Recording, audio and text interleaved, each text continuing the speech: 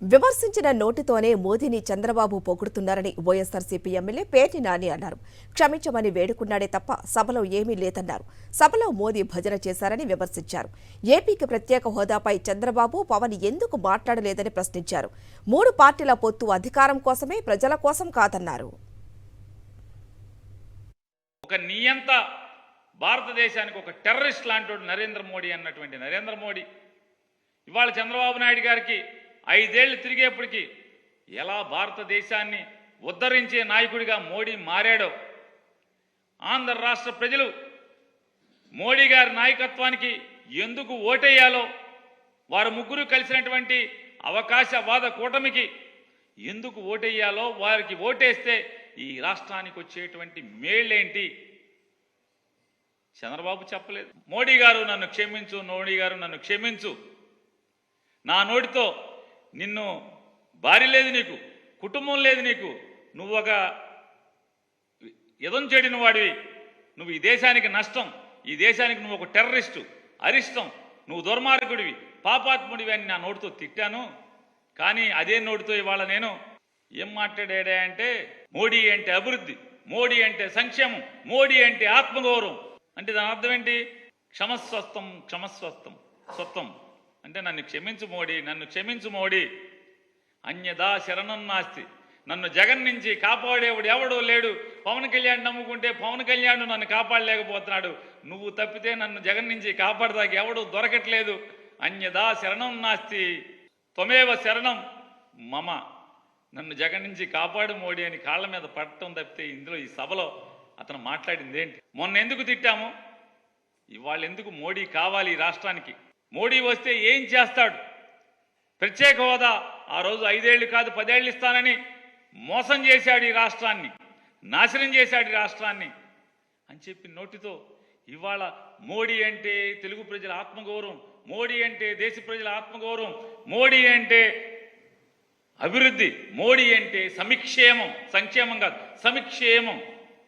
మరి ఏమైంది? ఏంటి మార్పుకు కారణం ఏంటి? మోడీ అంటే సంపద సృష్టించే వ్యక్తి, మోడీ అంటే ఒక నమ్మకాన్ని కలిగించే వ్యక్తి. కరోనా సమయంలో మనందరి ప్రాణాలని కాపాడాడు. చంద్రబాబు నాయుడు గారి యొక్క కీర్తి సుధ ఇది. మోడీ గారి గురించి ఆయన వాళ్ళు మాట్లాడినటువంటి కీర్తి సుధ. ఎలా హత్య అయ్యాడు, ఎందుకు అయ్యాడు అంటే మీరు కొడబలుక్కుని దొంగల ఊళ్ళు పంచుకున్నట్టుగా మీరు ఏకమైపోతే సరిపోద్దా? ఈ రాష్ట్ర ప్రజలకి మీరు ముగ్గురు ఎందుకు కలిశారు? ఏంటి మాకేంటి, ఈ రాష్ట్రానికి ఏంటి అని చెప్పని ఒక్కటి చెప్పలేదు అక్కడ మీ ముగ్గురులో. ఆయన మాట్లాడతాడు చంద్రబాబు నాయుడు గారు, కాళ్ళు కడిగి కన్యాదానం చేసి కాళ్ళు కడిగి నీళ్లు తల మీద జల్లుకున్నటువంటి మీ మామగారు నీకు ఓటేయిద్దని చెప్పాడు, నువ్వు సర్వనాశనం అవ్వాలని చెప్పాడు, నువ్వు ఒక దగాకోరని చెప్పాడు. మీ తోడబుట్టినటువంటి తమ్ముడు రామ్మూర్తి నాయుడు గారు మా అన్నకి ఓటేయబాకండి, నారా చంద్రబాబు నాయుడు గారికి ఓటేయబాకండి అని ఊరూరు తిరిగాడు. మీ బావమరిది హరికృష్ణ గారు మా బావ పెద్ద దొంగ, మా బావకి ఓటేయబాకండి అని ఊరూరు సందు గొంతు తిరిగాడు. మీ తోడల్లుడు దగ్గుపాటి వెంకటేశ్వరరావు గారు ఇతను ఒక వెన్నుపాటుదారుడు, కుట్రదారుడు, దొంగ, వేయబాకండి ఓటు అని మీ తోడళ్ళు తిరిగాడు. మీ వదిన గారు ఈరోజు డయాస్ మీద ఉన్నటువంటి ఆవిడ మా బావక దొంగ, మా బావకు మోసగాడు, మా మరిది ఒక మోసగాడు, ఓటేయబాకండి నారా చంద్రబాబుకినని సాక్షాత్తు మీ శ్రీమతి గారు అక్కగారు తిరిగారు. మీ మేనగోడల